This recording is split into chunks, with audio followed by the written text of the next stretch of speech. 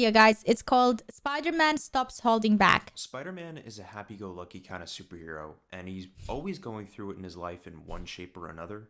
Whether it be JJ always slandering Spider-Man's name and turning New York against him entirely, maybe Spider-Man's girlfriend leaves him for a guy named Paul for no reason, or maybe he gets evicted and becomes homeless. But somehow through it all, Spider-Man always manages to find a way to shine through each and every hardship. You gotta love how this guy is wearing glasses so he can actually read everything he is saying without looking like someone who is doing an unprofessional video. Maybe I should wear such glasses too. Always moving forward in the end. But what happens when you take a character like Spider-Man, full of hope and adversity, Wait, is and he you blind? crush everything he holds dear in one fell Looks swoop? like he closed his You get eyes. a story called Spider-Man Back in Black, where the Peter we all know and love is gone and instead replaced with a bloodlusted Spider-Man out for revenge. Because in this story, Looking after down, Peter okay. revealed his identity to the public, everyone wanted a piece of him. And one villain out of this whole lot, I'd say damaged Peter more than Green Goblin ever did. As a hired gun would try to kill Peter Parker, but would accidentally shoot Aunt May instead. In Aunt May bleeding out and needing help immediately, Peter would throw a car at the shooter and try to web swing to the nearest hospital with Aunt May bleeding out on his side. And once Aunt May was brought to the hospital, Peter would give her as much of his blood as possible until she was stable enough for him to head out. As Peter would go back to the position the shooter was at, and he would web up an officer in his way. Peter would then search every crevice of the building and then find a rifle scope. He would then trace this rifle scope to a gun running warehouse, and upon entering, he would be more ferocious than ever, throwing out the jokes, the quips. He was just going in raw, snapping bones like dry wood, not even wearing the costume. All he cared about was the shooter's name. Meanwhile, in the hospital, Aunt May wasn't getting any better. Hours later, a vengeful Peter would swing to a building he never thought he'd swing to ever again. Because on this building lied a suit that he never wanted to wear ever again because it meant a dark period in his life. The black suit. And upon wearing it, a new persona took over, and he vowed vengeance for his aunt. As Peter would interrogate criminal after criminal until he finally found out the shooter's name and where he'd be. So Peter would set a stakeout at Grand Central Station, looking through the crowd almost as if he was a hunter until he finally spotted his prey. With Peter pouncing on the shooter almost instantly, with the shooter not even being able to get a shot off, saying that he was a dead man from the start, breaking the shooter's arm with almost no remorse, even demanding the shooter to pick up the gun with his other arm so he'd have an excuse to break that one too. Telling the shooter it's not so easy, is it? Shooting an old woman from a window across the street? It's not easy when they fight back, is it? As Peter slams his head against a wall. And through a series of interrogation, Peter finally gets what he's looking for. As Peter calls the Kingpin with pure anger in his heart, as Kingpin asks, "What can I do for you?" With Peter saying back, "You can do just one thing.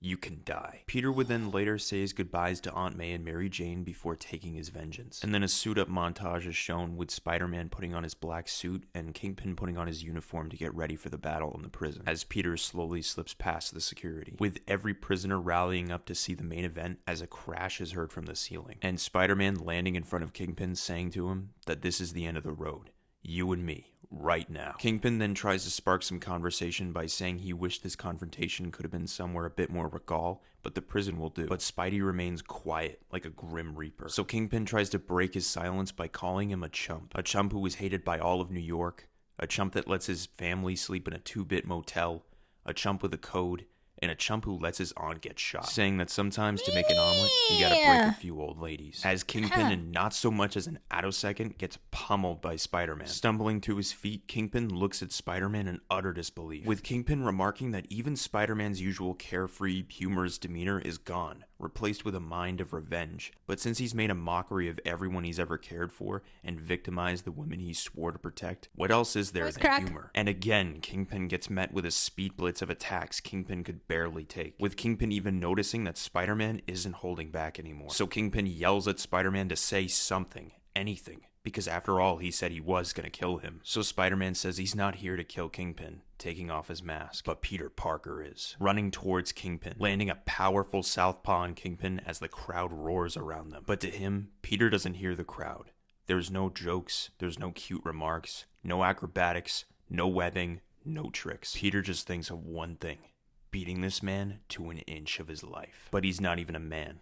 No, he's a target, throwing him around like a sack of potatoes. As Peter tells Kingpin that in all of his money and all of his cruelty, he forgot that he has no actual power, because at the end of the day, he can't lift up a train, he can't stick to walls, and he can't turn into a ball of flame. At the end of the day, he's just a balloon, and Peter is the needle. Kingpin then tries to jump onto Peter, but Peter easily takes the Kingpin down. And as Kingpin wipes the blood from his mouth, saying that he'll kill Peter, Peter yells at Kingpin to get up again. But Kingpin can't.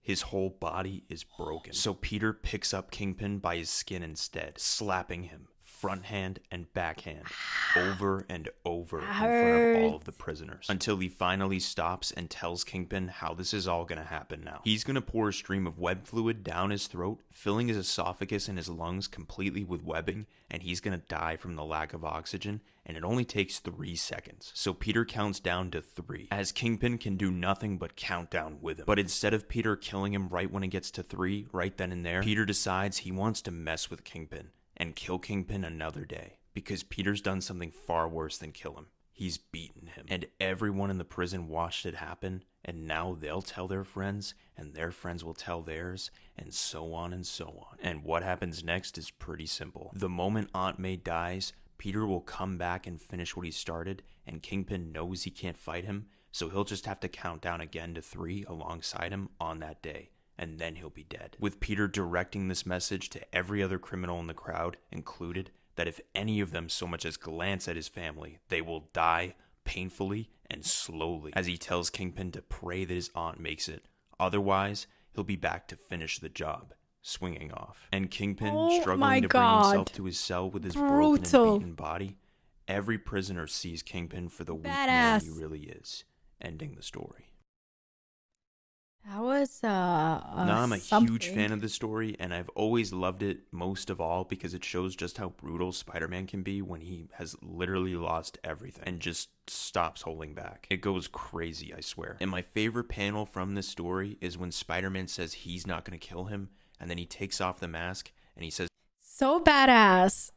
There's something about it that I wish there is a movie like this. that Peter Parker will. It just has such an impact to me. And I really quickly just wanted to take a moment to thank you guys for 300,000 subscribers. That is fucking Mullet insane. Man I just want to comics. say that we did it. We did it. That was so awesome. I can't just come up here and be like, yeah, it was all me, because it was you guys too. You guys made it a thing. And I kind of wanted to do this like 300K special for this video in particular for Spider-Man Back in Black. No, not Tom Holland, no. Same short that got me somewhat viral. Only difference was back like I think a year ago when I posted it, I only talked about it for a minute and it was very brief and there wasn't a lot of context. So I kind of wanted to take the video that made me viral in the first place and remaster it, remake it, you know, and give you a lot more context and know exactly what happens in the story. But anyways, thank you again for 300,000. It has done so many things for me. You have no idea. Aww. And yeah, I love you guys. It's true. It's true. When you have the passion to do something and then you actually can do it as a job, like it gives you the freedom to be able to do it on a daily basis and devote all your time and attention to it because it's your job. That's a dream come true. And I feel when he says like, you truly, you know, have no idea how much you helped me by just watching my videos, liking them and subscribing. And that is really, it's changed lives. It definitely changed lives because like 9-to-5 jobs are not meant for everyone. Some people can't do it. They are really depressed and they have other struggles in life that it's so hard for them. Like they're just not meant to do it. They meant to do something else. Either way, I don't think Tom Holland would do it. Tom wouldn't be good at it. Andrew Garfield would be. Yeah, Andrew Garfield would be good. And his storyline and everything kind of would work because it's so sad. I would see Andrew in it. Or maybe someone new. A new one. A new spider. A different spider.